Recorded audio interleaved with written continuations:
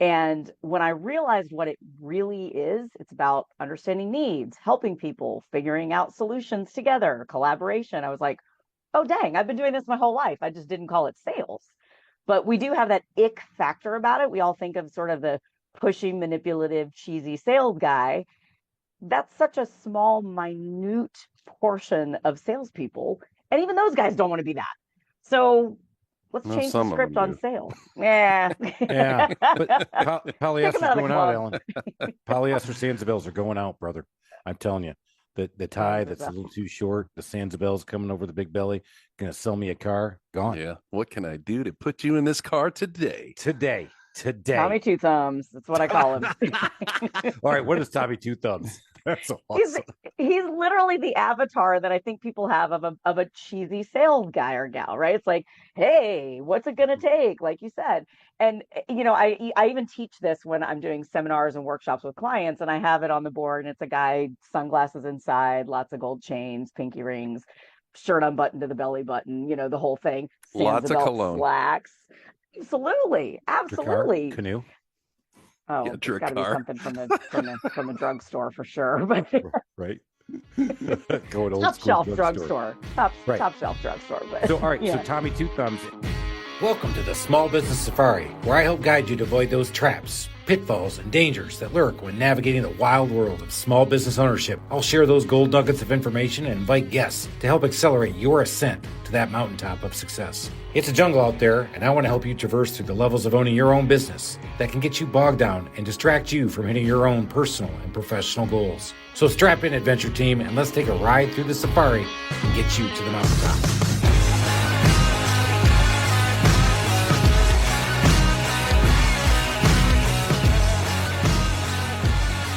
Alan, my God, you are chit-chatty. You just can't today. shut me up today. Oh my God, we're gonna have to. You know what? I got the mute button ready to go right now, and I got the dump button for sure because I'm not sure what's going to come out of this episode. But you and your saucy mouth, I don't know. Sorry. Yeah, Sorry. I apologize in advance. They call it working blue. Hmm. That's what they call it. Is that why we're explicit? Me, all these years? It's been you all these fucking years. I can't believe this is going on. This is crazy. Well, guys, great episode on tap today. We are going to talk about what is the linchpin, what is the secret, what is the thing that actually makes your business roll. Is it being good at your books? Absolutely. Is it being good at being a process documenter?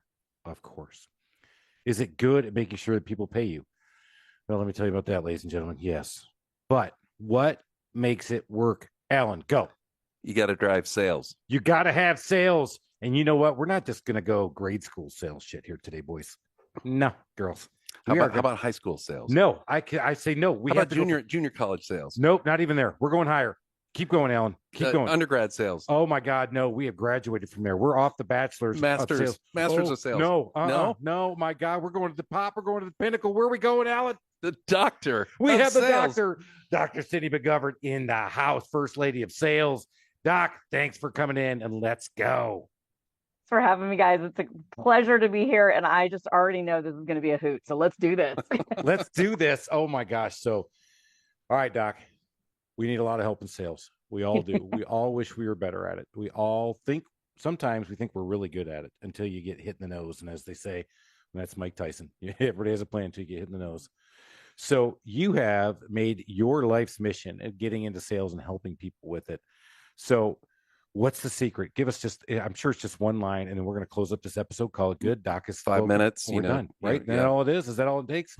Doc, what do we do? Well, help us. I mean, if you want a one-liner, it's really the fact that every job is a sales job and every interaction is a sales interaction, and you have to treat every single one as such. Gold nugget. Right off the rip. And I've said something similar, and I'm not nearly as educated as our guest, Definitely but not. like I always said, even my reverend father was a salesman. 100%. Your dentist You have is to a salesperson. always 100%. be selling. Mm-hmm. Always. You know what? I told young people the same thing when we did the summer internship program, is that when you're in college, you're still selling yourself. You better be thinking about yourself 100%, right?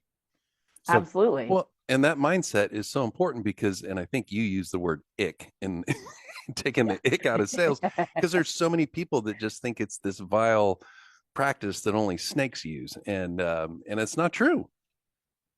That's so true. And I used to think that, truth be told, I never wanted to be in sales and I got put into a sales role. And when I realized what it really is, it's about understanding needs, helping people, figuring out solutions together, collaboration. I was like, oh, dang, I've been doing this my whole life. I just didn't call it sales. But we do have that ick factor about it. We all think of sort of the pushy, manipulative, cheesy sales guy.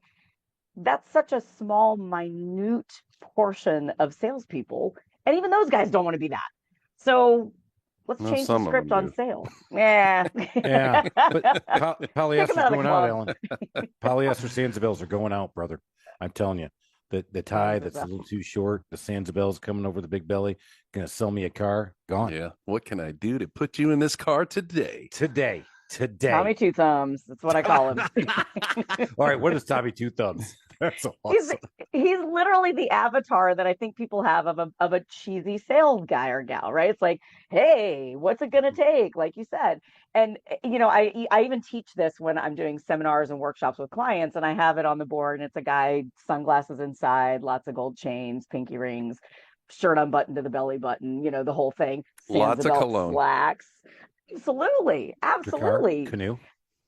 Oh, Yeah, it's got to be Dracar. something from the drugstore for sure. But Right. Going old top school shelf drugstore. drugstore, Right. top shelf drugstore. But So all right, so yeah, Tommy Two Thumbs, and you're talking about breaking the mold. So let's get yeah. into that a little bit. So how do we become better salespeople? What are things we need to be doing? The first thing is it's just being conscientious about the fact that you're already selling. And I believe we sell ourselves before we sell anything, right? If I don't trust you, I'm not trusting whatever you're selling me. So if we start every interaction recognizing this is a sales exchange, that already makes you better because you go in with that awareness. You go in with probably a better plan for the conversation. And think about it. Anytime somebody goes in to pitch their services, they go in to have a conversation with your spouse about, I want to go here to dinner instead of there. You think about it ahead of time. You have a little bit of a plan. You're like, oh, I'm not going to talk to my spouse now because they're ticked off because they just walked in the door. I'm going to give it 15 minutes, wait till they have their glass of wine, then I'm going to approach it. It's sales. So all right, got it. What she's saying is get people to drink wine and then you can sell. That's what I heard. So it reminds me of last night we had our NARI event and we have drinks at these events. I said, I know everybody comes here for the great education but let's face it, we do have alcohol here. And the executive director of our nonprofit was over there going, no, it's not a drinking event. I said, I'm sorry, everybody. It's not a drinking event, 150 people. I said, and speaking of not drinking events, next month event, we call it a brew bash because we're having it at a brewery, right? I said, but it's really a trade appreciation event, everybody. So it's not about drinking. So you're back to selling. Yeah. So Dr. Cindy, I got a question for you. If you're trying to get people to realize that they're always selling, how much do you talk about body language and that nonverbal communication? Oh, so in the US in particular, body language is about 80% of the message, of course. How much? So 80? about 80% of the message. And we forget about that. It's not just your actual body, it's your tone. It's the inflection in your voice, the rate of your speech. So even if you're on the phone or over 2D video message or something like that, you're still selling that body language. So I think that's a big part of it, is that nonverbal aspect of the communication is a huge part. Yeah, you hit on one. I've actually used it in our biz. I picked up from somebody. It's a well known. I don't know where it came from, but it's a 7-38-55 rule. People remember 7% of what you say, 38% of how you say it, and 55% of how you're acting while you say it. Mm-hmm. And Alan's looking at me going 7-3. Well, and I'm just thinking about how fast you talk and the fact that you're Italian and you use your hands a lot. Does that make you better? I don't know if that. No, definitely doesn't make me better. Only people are picking up 3.5% of what I'm saying. So I think the body language, you talked about that, but you actually talked about one thing. Let's talk about this for a minute. A lot of us, we're all getting back to in-person sales, but this Zoom sales, the video sales, how do you do body language over that? So funny enough, people kind of get freaked out by the 2D aspect of it. But the truth of the matter is you're still talking to another human. There's still a 3D on the other side. So you need to behave as if they're sitting across the table from you. And that's literally how I teach it when I'm coaching people on this. We're sitting across the table from one another. I'm in California. You guys are in Georgia today. But it's literally like we're sitting at somebody's table. And if you approach it that way, then you're actually going to have more natural body language. When you forget you're literally sitting with someone, that's when your body language becomes very stilted and kind of fake. And the other part of it too is, and y'all will appreciate this, I also firmly believe you dress the part. So a lot of people kind of do what I call the mullet of clothing. They'll do business on the top and, sweatpants on the bottom, business in the front, party in the back. But She is you not have from the to, panhandle of Florida at all, is Yeah, she? exactly. No, not at brother. all. Hey, No. my hometown had You a need to mullet ask her festival. that how much her truck was lifted. Well, we're going to get there in a minute. I want to hear. Okay. I want business in the front part. But you're right. If you're not present with what's going on, you can really get stilted. Is that what you said? That Yeah, No, but I want her and to finish that thought though. Are you saying when you're on a Zoom call you should have pants on, even though they can't see? yes, all right? We're going to have and to pause, everybody. Hang What? on. Go put your pants on. okay. No, Got some but boots I on. believe it's sort of you dress well, you play well, right? But I Mm-hmm. also think that it's recognizing that this is really still a meeting. And even if you're in sweatpants, you're gonna behave differently. We know this. This is why we make children dress up, right? They're gonna be on their best behavior and their Sunday best sort of a thing. So I do think that there's something to be said for that. I also think it's the way you're projecting. The day that you're gonna wear your hot pink sweatpants is the day your tech is gonna bust. And you're gonna have to stand up and everybody's gonna see your hot pink sweatpants. So, not saying you have Whoa, them. hello. Not saying you have any. Thank God I took those to Goodwill. Man, oh boy, yeah, Zoom. It's over. Uh-oh, I'm coming back. So Are we not there? no, we're there. Okay, I well, just killed the okay. video by Follow mistake. up on that. Yeah. We have a much more casual society today. Yeah. So is dressing the part meaning just being a little bit better than sloppy or a little bit better than the environment would call for? How do you define that today? Well, I think it goes directly to your personal brand and kind of who you are. So I'm usually a little bit more professional, just but that's my brand, that's who I am, that's what I like. She does But I look sharp. also She's very well, sharp. thank you. Mhm. But I live in San Francisco, so like here it's the nice hoodie is your business room attire, and that's okay. It's accepted here.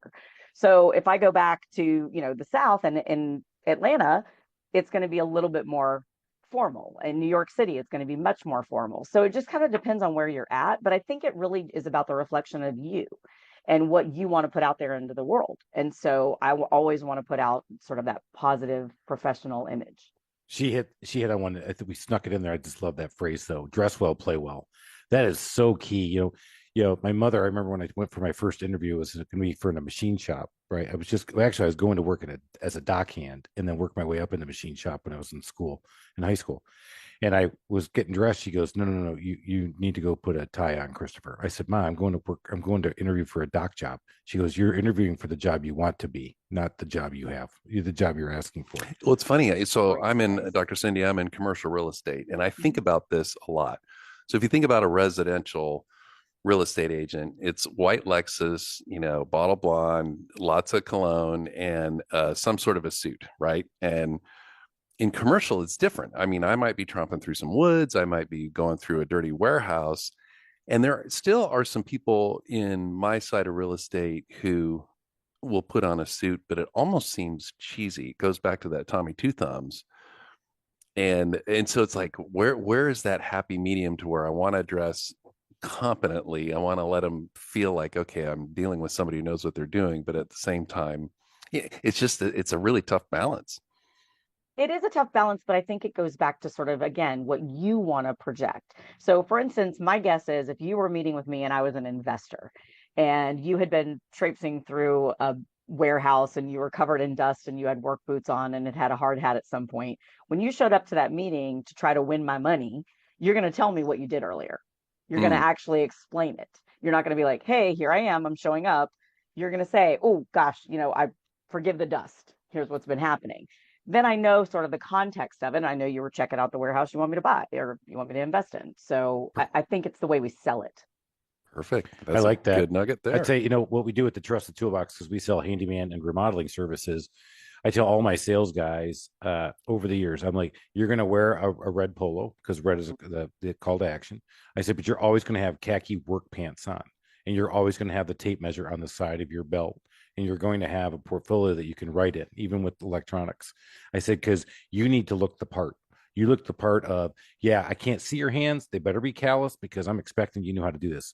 I said, but on the flip side, I don't expect you to be wearing a polo shirt or a button-down shirt with long sleeves and wearing your loafers and pulling up in a Mercedes because they go, wait a minute, you're supposed to be a construction guy, but we looked more professional than most construction guys in their mind. And then I make all my technicians, those guys all wear t-shirts while they're working, but everybody wears khaki pants as well. Same thing. It's that image. Play well, dress well. I mean, dress well, play well. You said something I want to ask the doctor about. What do you think about red as a call to action, as opposed to, maybe stop or blood? But it does cover up blood really well. I'm not going to lie. I've proven that. I said, what helped one of the guys, and it's squirting away. I mean, that, it's a hazard of the job. No, there's a lot of psychology around colors and things like that. And, like yellows and reds are things that are used to sort of gain attention. Orange is another one. So I think it's really about, again, the brand that you want to portray. But I think for you, it is a eye-catching, like, hey, we're here to help. And so I love it. That's great. All right, let's talk a little bit more about. Come on, Dr. Cindy. I thought we were a team. No, I'm sorry. I'm sorry. We'll come back later. Everyone's waking up through the gab bone. All right. So you've obviously talked a lot about sales. In fact, when we didn't really credential her, I mean, she actually goes all the way around the world teaching people how to sell. So what are the things you find that people need the most help with in selling themselves and selling what they're doing? Oh, great question. The first thing is when you're selling yourself, you've got to be super intentional around what you're putting out into the world, and it's got to be consistent. And I find a lot of people have sort of brands in conflict with one another, where, there's somebody from 9 to 5 and then there's somebody else from 5 to 9.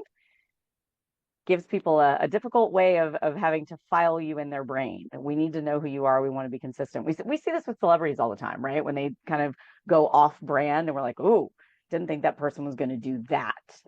And they're human. Okay. So maybe that was, a mistake. Maybe it was a branding blunder. But I think a lot of people don't realize that the world is watching 24/7 nowadays. It is social media. You never know when somebody's going to be snapping a picture. We have cameras in our pockets, and you've got to live that brand everywhere you go. Yeah, that's right. 24/7 on the brand. You know what I found too is that we've been out and Al and I love networking. That's how we met originally. We always push that to everybody. That's a great way to get into sales, is to go out and network and talk with people. But when you've ever found somebody who has like 3 businesses and they come up to you and they're giving you like 3 different cards and you're trying to figure out what the hell they're doing, you're like, I don't even know what you do. Right. Yeah. You're like, yeah. Which card are you giving me? Are you a carpet cleaner? Are you a publisher? Are you a marketing specialist? I don't know. And this is the guy. I don't know. You probably know the guy I'm thinking of. So, Dr. Cindy, just a hypothetical situation. If asking for a friend, if this friend goes to Vegas and wants to have a great time in the sports book, does he have to stay on brand there, or can he cut loose a little bit and not care what other people see? It depends on what they're trying to put into the universe, and recognizing that we may or may not be talking about somebody. I don't know. I don't either. Hey, Big Daddy's in the house, man. When I get to Vegas, baby, it's big time, and I'm letting everybody know how big it is. That's right. Hey, you want to work with me? We're big time, baby. All right. All right. So that's staying on brand, please. She is. She's way too professional. So obviously, consistency. Wow, doesn't that suck that she's so professional? I hate how consistent she is in staying on brand. I know. I keep trying the first lady of sales. I keep trying to wield her brain to destroy you, and I can't. I know. It won't work. She's too consistent. No, she is. All right. So you go around, you talk with companies. What do people mostly asking you to come and talk to them about to help empower their sales force? Yeah, great question. If they have a sales team, it's really working with the sales team to help them shorten their sales cycle, gain stickier clients, better referrals, bigger network. If they don't have a sales team, or if they have a sales team, but they're realizing the other half of the house service side needs a little assistance too, it's working with the non-sales people. And that's a lot of the work that we end up doing too, is, sales can bring it in. Somebody else is likely the one keeping it. And I truly believe every job is a sales job. So we go in and we're helping everybody to recognize everything you do is in sales. We sort of define it as, if you can tick somebody off, if you can make their day, or if you can influence their opinion of your organization, you're in sales. So by definition, that's literally everybody that works for you. Boy, she brought up something that really resonates with me. Everybody in your organization is part of the sales process. And I've got a friend of mine who's new in an industry, and they were just bought out by private equity. And everything is great until it comes to the billing department. and the billing department is a nightmare. And so the product's great, the service is great, the installation's great, all of that's great. And then until it comes to the money piece, and they're killing repeat business.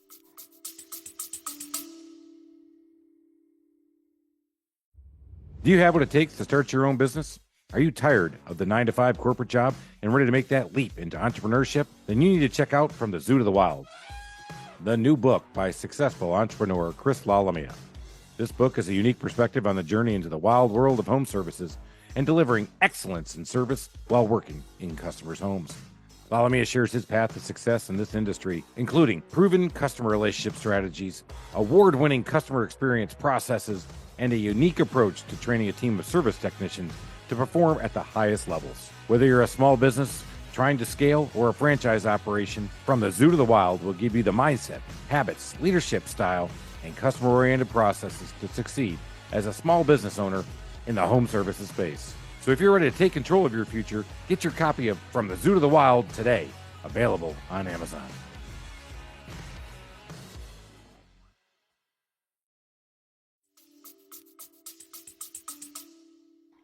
And that's a huge bottleneck. And funny enough that you mentioned finance and sort of bookkeeping area, that's a big bottleneck that we find in a lot of our organizations. We do an assessment first and we learn kind of what's working, what's not working. And that is one of the bottleneck areas. Service is a bottleneck and timely communication. And then when it gets up that food chain and billing and then sort of the recap are where the sticky points are. All right, this is a big one because, again, left brain, right brain. All right, Doc, you were in school.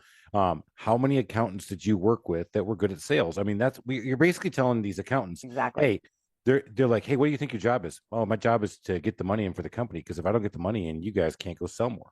But right. You're saying, hey, no, I got to teach you. You got to have a little softer side, a little more sales. Mm-hmm. How do you get that brain to go, okay, by the way, you're right, I'm in sales? I'm going to give you a good question on that. And it's 3-1, by the way, Doc. I'm way upside down. All right.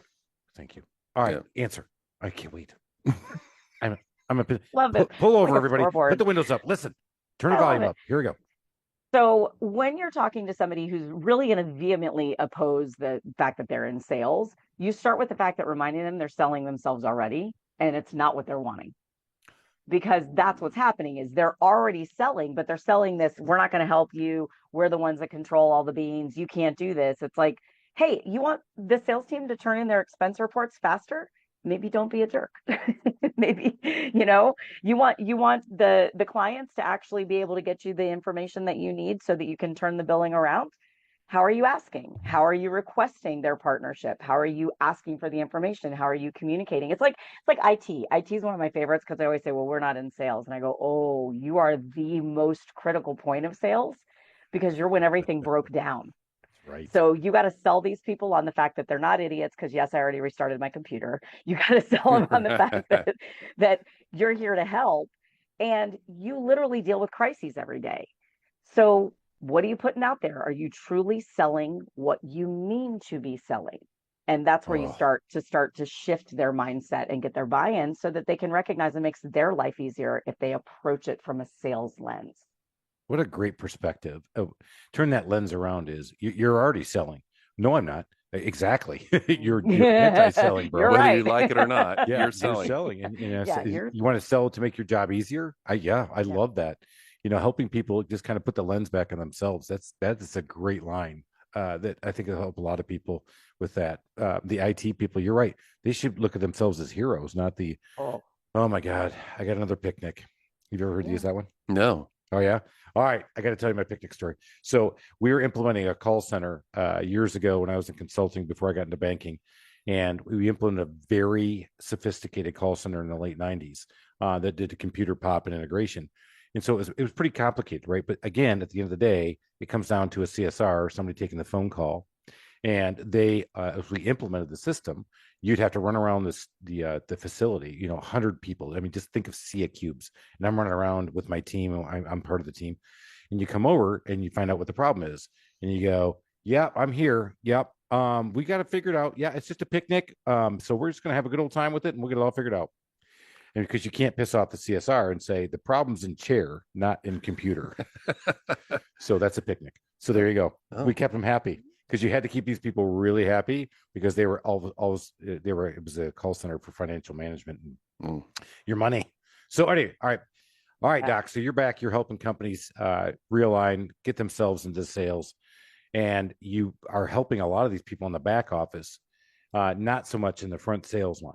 Is that what I'm hearing? We do the front sales too. It just kind of depends. But a lot of the clients that come to us, their sales team's doing fine. They're losing the sale on the back end. So they come to us to help stop. That's got to be a big aha for bat. a lot of companies, because I would assume most people just assume, okay, I need to, get a higher conversion rate or something like that, more leads, more prospects, that part of the funnel. But you're talking a lot more about the rest of the sales process that they don't even realize is part of the sales process. And especially 100%. when it comes to repeat referral sales as well. Oh yeah. She talked, again, how much does it cost to acquire a customer? How much does it cost to keep a customer? And in my business, 40% of my business is repeat customers. There you go. So that's why I did a presentation for NARI called Customer Services Sales. I did it more like on a grade school level, as opposed to Doc here. But I love what you're saying about that. But how do companies come to that realization? Aha, it's not my sales team, it's the other guys that need help with that. That's got to be a hard sell on your part to get them to go, yeah, we have the problem. It is to a degree, but we're a consulting company. So we go in and we assess the organization first. So we do confidential one-on-one interviews with, depending on how big the company is. We just did one for a 3,000 person company and we did about 200 interviews. And in that, we literally are finding out what's working, what's not working. And I'll give you a quick story. So there was a title insurance company. You guys are in real estate, so you know that world. Mm-hmm. And we found out that they had a really productive sales team. But what it was ending up happening is they were sneaking out the back door. So they were bringing in something like 60 new customers a month. They were losing like 62. And so they couldn't figure out why they kept staying even. And I said, well, let's look at this. Let's look at the math. Let's figure this out. And what we were realizing is they were really just treading water at that point. And we had to figure out why people were leaving. And so we started looking at it. We started looking at reviews. We really dug deep. And it wasn't that sales wasn't doing a great job. They were, but they were selling what I would call a transactionship. Just give me one. Just try us one time. Just give me a bone. Just give us one. I gave you one. Okay. Is that really what you want? So there was no alliance with the real estate agent sending the business. On the flip side of that, the escrow teams were looking at this going, well, Alan doesn't work with us. Alan works with so-and-so down the street. He's not our client. Yeah, that's called a prospect. So let's maybe invite him to stay. And so it was sort of a both sides of the house really needed to step up a little bit differently to be able to not only bring those clients and make them feel welcome, but keep them there and grow them. Yeah, that throw me a bone, it actually works, but then you better do a great job with that one bone. Yeah, I love that the line transactionship, not relationship. Yeah. It's so good. Well, it is. It's like you're only as good as the last transaction. And it's funny because when you ask them to throw you a bone, think about even what you're asking. Like seasoned sales professionals mess this one up, in my opinion, too, because they'll ask for an order, a try versus a partnership. I don't want you to try us once. I want you to try us. I want you to love us. And I want you to tell everybody else about us. So you're still looking for a relationship with that person. Ask for what you want, take what you can get. Yeah, it's an opportunity to prove yourself is the way I always looked at that.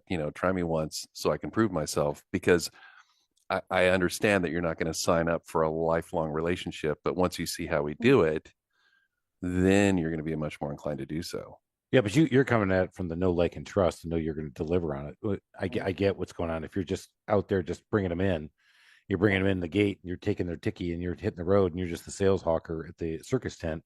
And you don't know what's getting, you know what's going on inside the circus tent. Yeah, that's right. The monkeys are in there going crazy. Alan. Where's the bearded lady? Where's the bearded lady? I thought you said, man, what a picture you're painting on this one. Huh? I thought you, well, again, sales clowns. So you mentioned 3 bottlenecks. One we touched on was the accounting side of things. What were the other 2 again? So the service side, and then sort of the follow-up after the whole transaction, if they are, how do you keep the customer engaged after they're finished with their whatever service or product that you bought from them? What are some best practices on that, on retention and following up? Great question. So first of all, the challenge is you actually have to recognize that the retention begins at the very beginning of the partnership.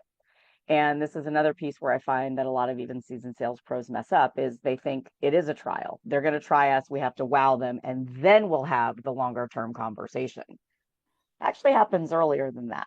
It's the I'm gonna look to get married here. We're gonna wow you. This first date's gonna be amazing. But I'm telling you, this is going to be where you want to be. So it's setting that stage. The second part of it is through the whatever experience is for the customer, making sure they're being seen, felt, and heard. They need to be truly seen. What do they need? Are we understanding that? They need to feel like they belong there, and they need to be heard with regard to what their needs are that are being unmet, whatever that is. And then the last piece is once the transaction is over, what is your sort of touch points to stay in front of them? And this is where a lot of companies end up not realizing they're creating transactionships. They have no way to keep them coming back. They have no way to stay in touch with them. So that's why they get on mailing lists and things like that. But have you asked them to come back? Did you ask them to send you a referral? If they had a great experience, did you ask for that Google review so you can continue online? Did you ask them to follow you online? There's a lot of ways to stay in touch with customers where they're not really in your house, but they're at least in your ecosystem. So, wow, this is, you got one? Yeah. Oh boy, then I'm gonna hold mine back. No, we've been doing this podcast how long, Chris? 3.5 years. Yeah, and we love referrals, and we can't figure out a way other than just natural and organic, and just asking for them. Is there such a thing as any kind of a referral system or program that actually works? I'd be curious to know how you're asking for referrals. So how do you do it now? Well, me, I usually beg. I plead. Crying? Do you cry? I do. Crying I can actually. I have one drop that can come out of my eye. More tears. No, how do More we? tears, You know what? We don't ask. I don't actually go for the ask on the referrals. Now, again, with our customer base, what we do, I've got 17,000 people in my email database. So we email out information once a month, and it starts with a video from me, a little bit about the home, a little bit about this, and not asking, but also explaining, hey, we've got handyman for a day, but we never ask for that referral. And but back to your point, I would tell you, we tried this. I said, hey, look, if you refer me to your friend, I'll take $25 off, or I'll give you a $25 gift card. Backfired on me. They said, well, I don't want the money. Just do my friend right and give them the $25. Mm-hmm. That's where I found it kept blowing up on me. Yeah. And then I've had other contractors who refer a lot of smaller jobs to us say, hey, we need to get a kickback. I'm like, all right, do you have a referral system? What do you want me to do? Yeah, I want to get 7% of every job you do. I'm like, well, what do you think I'm making, bro? I mean, yeah, wow. I said, you want my whole net? I'm like, that ain't happening. So, yeah, I did. To Alan's point, I have not found a good one yet that, if implemented, works, other than being authentic, where people just go, man, I want my friend to work with this great company. And that's actually the best way to do it. But you do have to ask, and you have to continue to ask, because the problem is if you ask at the end of the job, they may not have anybody in mind that has a need. They may not have anyone that they can come up with like at this moment that needs the handyman. That's where your newsletter comes in, though. I think that's really powerful. You stay in front of them, but is there an ask in the newsletter? That's another place. How often do we keep in touch? I was going to be rude and start writing that down, but I'm like, I can't do that. I'm telling Cindy right now, when you listen to this, remind me we need to do the ask in the next newsletter. Yeah, I love that. So what would your ask? People want to help you. People want to help you. Yeah. Like listen to this podcast, man. If you like this thing, this is how it sounds. Let me know if this sounds desperate, man. Can you just tell somebody else about us? We should be up as big as Smartless. We should be as big as Rogan. For the love of God! But can you help a brother out, man? Come on, please. I'm gonna cry more. Was that a little too whiny? I kind of like the tears. I think I mean they work, so I say go for it. But talk about putting food on my kid's table. I've done that one. Yeah, well, there you go. That one too. My kids are going to starve. But I think that it's really about being authentic about their experience and making sure that you're honoring whatever that was, getting that honest feedback. Hey, how was this? Like, did we do everything you needed us to do? Yeah. We loved working with you too, because you're not a psycho. Like, do you have any non-psycho neighbors that you can recommend to us? I like that line a lot. You know what? Actually, that's how my ask is going to be. The problem that could be your next book title. Is that, now, because when I first started my business, my big aha moment, which is what I put in my book, was that I was, for the first time in my entire life, I was in a retail business. I had been either in a machine shop, in engineering, in consulting, or working in banking, but this is the first time I was working with the general public. And you think your neighbors are normal, man, brother? I'm going to tell you, if you look around and you say all my neighbors are normal, I'm telling you, 1 out of the 3 of you isn't. And if you're looking and saying those 2 are normal, it's probably you. You know what I'm saying? Yeah, you're the crazy one, dude. You're the crazy uncle. You're the one I do not want to go into your house because you're nuts, psycho. There's always one. I took a negative. Let's go positive. All right. You're running all the emotions today. Oh boy, I'm crying. I'm angry. I'll call your therapist. You keep talking. I know. We got to give him a belly laugh before the episode is over, so he hits all of the emotions. There it is. There we go. It just got right. That's a good one. You know, right? Thank you, Doc. I see. You're welcome. That's why she's good at this stuff. Oh my God. Oh, where was I going? I had another big question I was going to ask you, and now I completely lost it. Huh, go figure. Hummingbird. All right, let's talk about your book, and then I'll remember. So you got a book, you got a couple books, you got books that are actually not even in English. So New York Times best-selling books. How about that? Yeah. Am I feeling a little less than? Yeah, I do. Because I do like the fact that, he's always rubbing in that usually our guest has a book, Chris has a book, Alan doesn't have a book, but I'm like, if I'm not going to have a book, that's okay, because she has a New York Times best-selling book. So we don't even bring up the fact that I wrote a book in this case. So, that's right. All right, Doc, how can we find your book? What are they? Let's talk about it. The first book was called Every Job is a Sales Job, but it's literally the book I wish somebody had given me when I was probably 18. Mm-hmm. It's the book I didn't learn. Yeah. And it's funny. I have 3 degrees in communication from amazing school, and I didn't get taught what was in that book. So I think we really need to help people to learn that sales is not just a business skill, it's a life skill. So that was the first book. And then the second book is Sell Yourself. And it's about personal branding and recognizing that you're selling yourself before you sell anything. And your reputation, which we would have called it back when we were younger, now it's called personal brand, is really yours to write. And it's also yours to lose. And recognizing that everything you do, and quite frankly, everything you don't do, is affecting people's perception of that. So craft it the way that you want to, sort of like your mom's advice, dress for the job you want. Craft yourself for the brand that you want. Make sure that you're reinforcing that out there and being authentic. And y'all are from the South Side. Y'all understand this. Don't get a little big for your britches, right? You got to be you. You got to be authentic every single day and every single interaction. Yeah, authenticity, I think, is big. That's one of the biggest things we push in our sales process, is that I'm going to give you all the lines. I'm going to do this. And, we have a hard job in our case because you've got to be estimator and salesperson all at the same time. And again, you got to use the detail part of your brain, and then you also use the sales part. But I'm like, I can tell you how I do it, but you got to be you. And the current guy I'm training is a very straight dude. He just doesn't do the sarcasm and humor that I do. Like if somebody says something, they're like, "Hey, can you fit around there?" I'm like, I'm not that fat yet. But he can't do that. So I'm like, you got to be you. You got to. And so I'm trying to figure out lines he can use that will help him. But, they can't be funny off, because I'll never forget. I tried to use a line one of my sales guys did with a customer, because I can be funny, but I can't be this funny. And the guy says something, and my other sales guys have said, sometimes you just got to put your big boy pants on and saddle up and ride. So I said, sometimes you got to put your big boy pants up and saddle up and ride. And he looked at me. And I look back, and it was one of those things like, again, do the old RCA Victor dog, right? We both did this. And I said, I apologize. I said, I was trying to use a sales line that one of my guys taught me. I said, I just don't have it. He goes, yeah, don't ever use that one again. I ended up getting the job because I said, look, dude, you're authentic. I was like, let me back up. Right? I'm a general contractor. I'm telling you, you got options. You can do it this way or that way. But my recommendation is to do it the more expensive way, because I think it'll come back and bite you. I think you should try it again. That was the best. I challenge you. He looked at me, and I looked at him, and I went, oh, boy, that's not statistically relevant. You need at least 5. Do I need more? Yeah. Sometimes you got to put your big boy britches on, saddle up and ride. But I just didn't have that in me. I just have images of the movie Tommy Boy when he was trying to use the phrase, and it's like the same kind of thing. It's got to be your bull. So there you go. And then at the end, we actually use that one. In fact, we just used this in sales training this morning. When he goes, guy says, nope. He goes, alrighty then. Alrighty then. We're done. Okie dokie. Okie dokie. Alrighty then. That's fun. Great movie. Oh my goodness. But that's a sales movie.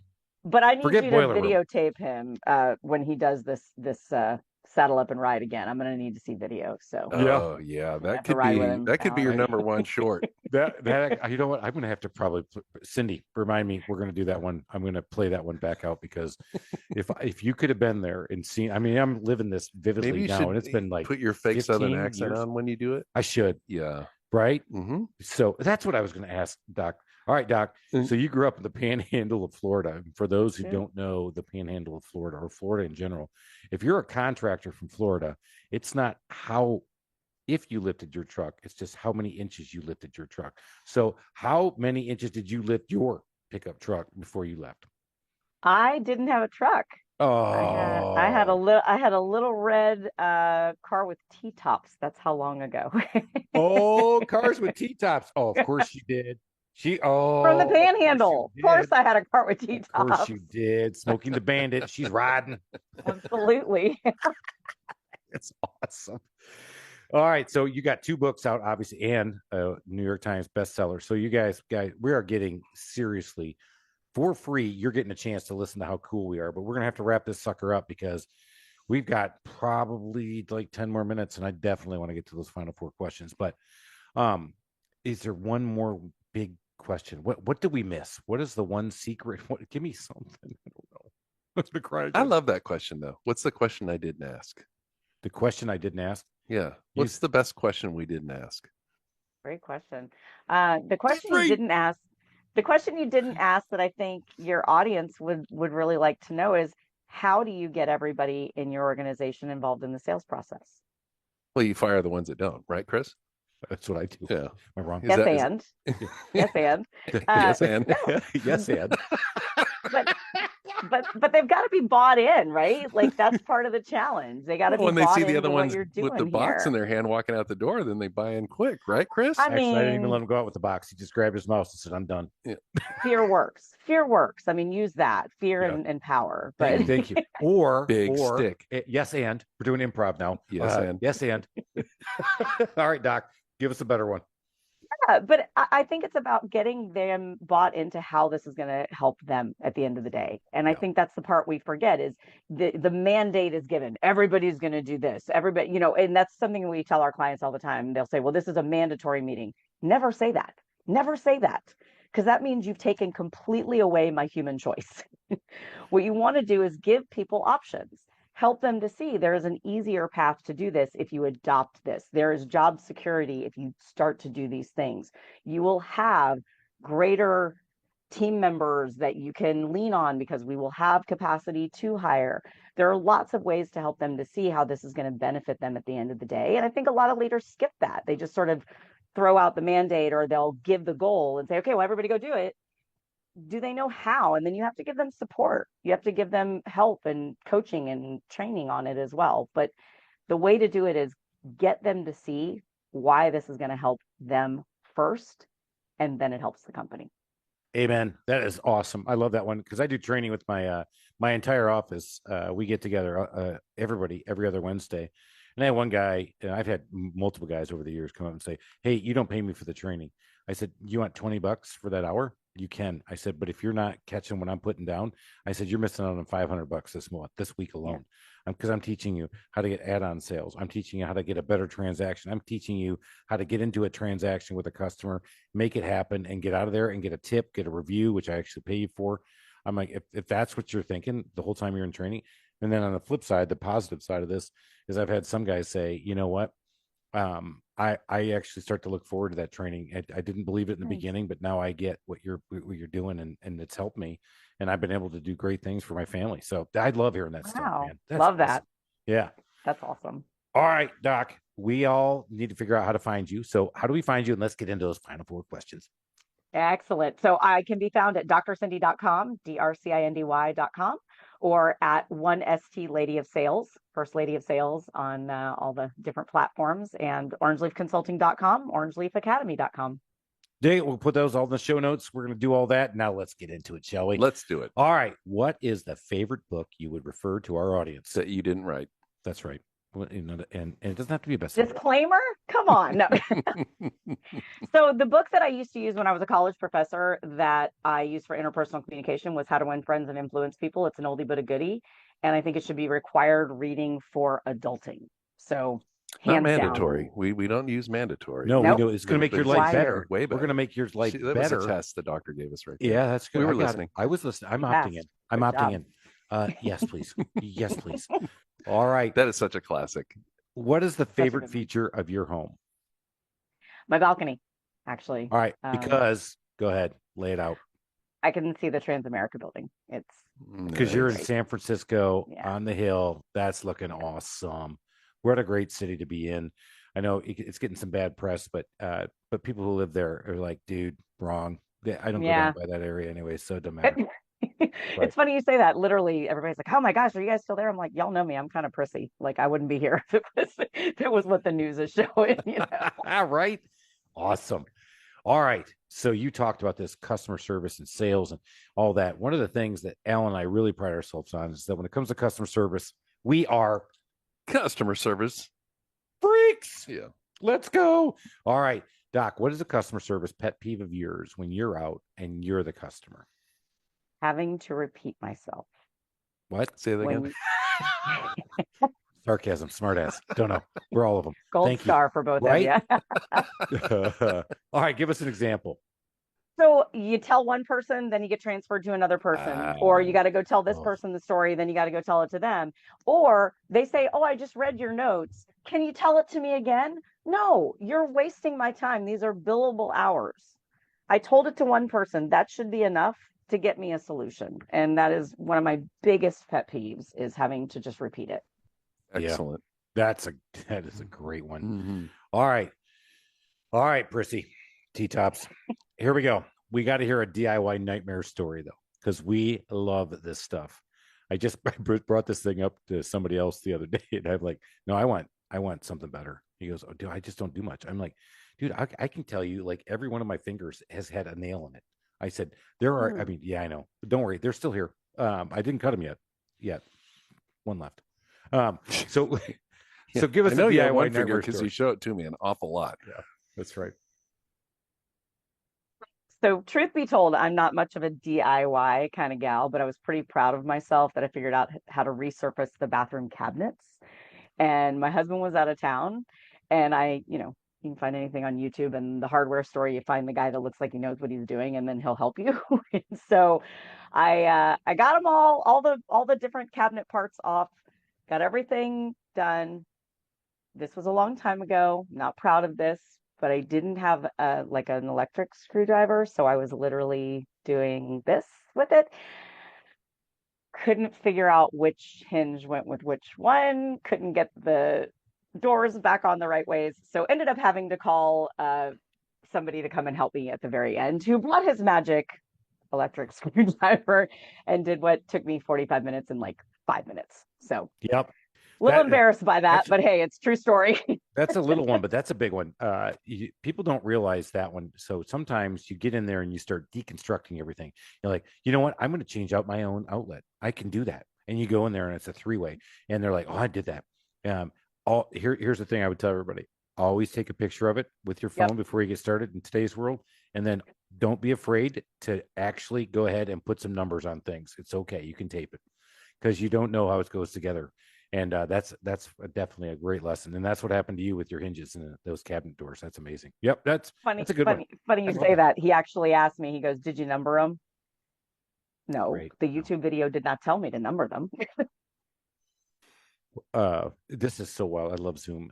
It says I raise my hand to talk. I'm like, I don't raise my hand to talk. I just talk, baby.